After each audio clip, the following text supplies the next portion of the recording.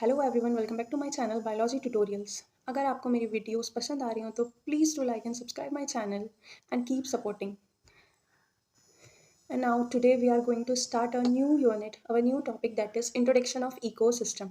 Basically जो आपका ecosystem का यूनिट है ये मैंने 3 पार्ट्स में डिवाइड कर दिया है। फर्स्ट पार्ट में हम लोग करेंगे introduction of ecosystem, structure of ecosystem and it's components. Second part में हम करेंगे ecological pyramids and third part energy flow in an ecosystem. So let's start from introduction.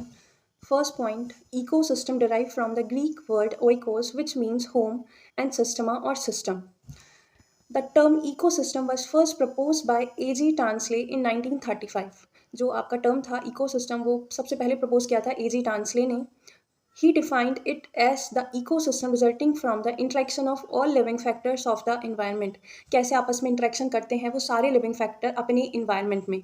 Next, according to Woodbury in 1954, ecosystem is a complex in which habit plants and animals are considered as one interacting unit. अब वुडबेरी आए, उन्होंने क्या बताया? उन्होंने बताया जो आपका habitat है, प्लांट्स हैं, एनिमल्स हैं, उन्होंने इन सबको एक ही इंटरेक्टिंग यूनिट बताया. नेक्स्ट आपके ऑडम आए. According to E.P. Odum, the ecosystem is basic functional unit of organism and their environment interacting with each other and with their own component. So at first A.G. Tansley ने propose किया the word ecosystem. उन्होंने बताया जो आपके living factor थे वो एक ही इंटरेक्टिंग यूनिट हैं, एक ही इंटरेक्शन है उनका, आपस में इंटरेक्शन कर रहे हैं अपने इन्वायरमेंट में. नेक्स्ट आपके वुडब्यूरी आए जिन्होंने बताया इकोसिस्टम एक कॉम्प्लेक्स प्रोसेस है in which habitat plants and animals are considered as one interacting unit. Then third आपके E.P. ऑडम आए जिन्होंने बताया the ecosystem is the basic and functional unit of an organism. Now the question arises, what is an ecosystem? The ecosystem is the structural and functional unit of ecology where the living organism interact with each other and the surrounding environment. The term ecosystem was first coined by A.G. Tansley, a botanist in 1935. 1935 में इन्होंने propose किया था ecosystem को. उन्होंने बताया था the ecosystem is the structural and functional unit of ecology where the living organism interact with each other and the surrounding environment. The term ecosystem was first coined by A.G. Tansley in 1935. Now हमको अब ये समझ में आता है कि जो आपका इकोसिस्टम है वो स्ट्रक्चरल एंड फंक्शनल यूनिट है इकोलॉजी का. Now the question arises, what is an ecology? The study of the relationships between organism and their environment and the balances between these relationship is term as ecology. देख सकते हैं आप blue word से abiotic factor को denote किया गया and red word से biotic factors को डिनोट किया गया. Basically abiotic factors ecology या इन्वायरमेंट में वो होते हैं बेसिकली आपके नॉन लिविंग जो होते हैं. बायोटिक फैक्टर्स होते हैं आपके लिविंग. ब्लू वर्ड से आपका ए बायोटिक फैक्टर है लाइक आपका CO2 हो गया, ऑक्सीजन हो गया. रेड वर्ड से आपके बायोटिक फैक्टर्स हैं जो आपके लिविंग हैं like insect, plant, micro organism, reptiles, mammals, birds. इन सबसे मिलके बना है, आपस में इंटरेक्शन से मिलके बनता है ecosystem. Now the structure of an ecosystem. जो आपका स्ट्रक्चर इकोसिस्टम का है, आपका जो कंपोनेंट इकोसिस्टम के वो आपके दो कंपोनेंट से मिलके बना है structure. First one is biotic and second one is abiotic factor. Okay, the structure of an ecosystem is characterized by the organization of both biotic and abiotic components. The structure of an ecosystem can be split into two main components, namely biotic components and second one is abiotic components. So देख लेते हैं what is abiotic components here. Abiotic components of ecosystem include basic inorganic elements. जो आपका abiotic components है ecosystem का वो basic inorganic element से मिलके बना है. Compounds such as soil, water, oxygen, calcium carbonate, phosphate and a variety of organic compounds. It also includes such physical factors and ingredients as moisture, wind currents and solar radiations.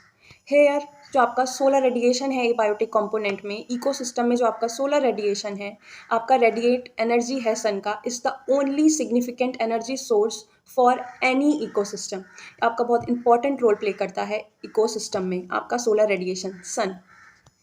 Now biotic components. The biotic components include all living organism. Biotic components means जितने भी living organism है present in the environmental system. From nutrition point of view, the biotic components can be grouped into two basic components. देख लेते हैं वो दो basic component कौन कौन से हैं. First one is autotrophic components and second one is heterotrophic component. The autotrophic component include all green plant which fix the radiate energy of sun and manufacture food from inorganic substances. The heterotrophic component includes non-green plants and all animals which take food from autotrophs. Basically यहाँ पे जो autotrophic components हैं वो components हैं that includes all the green plants which fix the radiate energy जो अपना खाना बनाएंगे with the help of the sun with the help of radiation. and आपके जो heterotrophic components हैं वो हैं जो आपके non-green plants हैं और जितने भी animals हैं which take food from autotrophs. Now, so biotic component of an ecosystem can be described under the following three heads. First one is producer, second one is consumer, and third one is decomposer or reducers. Now the first one आपका producer है. Producer includes all autotrophs such as plants. They are called autotrophs as they can produce food through the process of photosynthesis. Second one आपका consumer है और heterotrophs. ये मैं आपको पीछे भी बता चुकी हूँ. Producer includes all autotrophs such as plants, जितने भी प्लांट्स हैं जो अपना खाना with the help of photosynthesis, एक प्रोसेस होती है फोटोसिंथेसिस से अपना खाना बनाएंगे. नेक्स्ट आपका जो कंज्यूमर्स हैं वो आपके हेट्रोट्रॉप्स हैं और organism that depend on other organism, जो किसी और ऑर्गेनिज्म में डिपेंड होंगे for their food. Consumers are further classified into primary consumer, secondary consumer and tertiary consumer. Primary consumer देखिए are always herbivores that they rely on producer for food.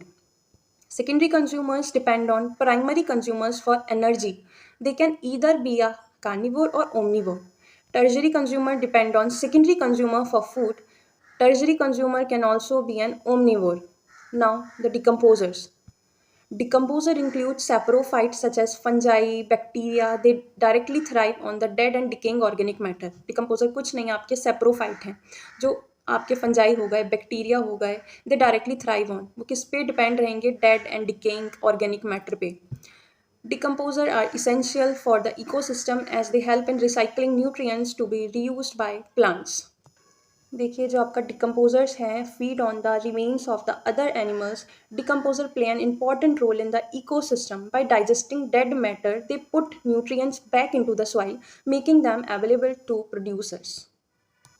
अगर हम बात करें इंपॉर्टेंट इकोलॉजिकल कंसेप्ट तो हम पढ़ेंगे food chain के बारे में and food web. So first one is food chain. A food chain is a linear sequence of organisms through which nutrients and energy pass as one organism eats another. In a food chain, each organism occupies a different trophic level. तो देखिए food chain आपका first one is grass. आपका first जो food chain वाली unit है, first unit है that is grass. जो producer है eaten by grasshopper, that is primary consumer. Then grasshopper is eaten by bluebird, that is secondary consumer. Then bluebird is eaten by snake, that is a tertiary consumer. And snake is eaten by owl, that is apex predator. Now decompose हो जाएगा. कैसे होगा? Decomposer feed on the remains of other animals. Decomposer play an important role in an ecosystem. So basically ये आपका food chain है. Food web में आप देख सकते हैं आपस में कितनी सारी फूड चेन आपस में इंटरकनेक्टेड हैं. Food chain is a network of interconnected food chain. It comprises of all the food chain within a single ecosystem. It helps in understanding that plants lay the foundation of all the food chain. ध्यान रखेंगे चाहे food chain हो आपका, चाहे food web हो, जो आपका plant होता है वो एक फाउंडेशन होता है for all of all the food chains. It help in understanding that plants lay the foundation of all the food chains. Now at last हमने देखा जो आपका फूड चेन है वो एक वाइटल प्रोसेस है, वो एक वाइटल रोल प्ले करता है इन एनी इकोसिस्टम. कैसे वो एक फूड चेन है जो एवरी ऑर्गेनिज्म कैसे दिखाता है, जो डिपेंड रहता है on other organism for its survival. So देखिए understanding the food chain is vital as they explain the intimate relationship in an ecosystem. A food chain shows us how every living organism is dependent on other organism for survival. The food chains explain the path of energy flow inside an ecosystem. Now, so ये आपका ecosystem का first part था जिसमें हमने किया structure of ecosystem and it's components. Food chain पढ़ा, food web पढ़ा. Next part में हम लोग करेंगे इकोलॉजिकल पिरामिड्स. नाउ अगर आपको आज का वीडियो पसंद आया हो please to like and subscribe my channel and comment below.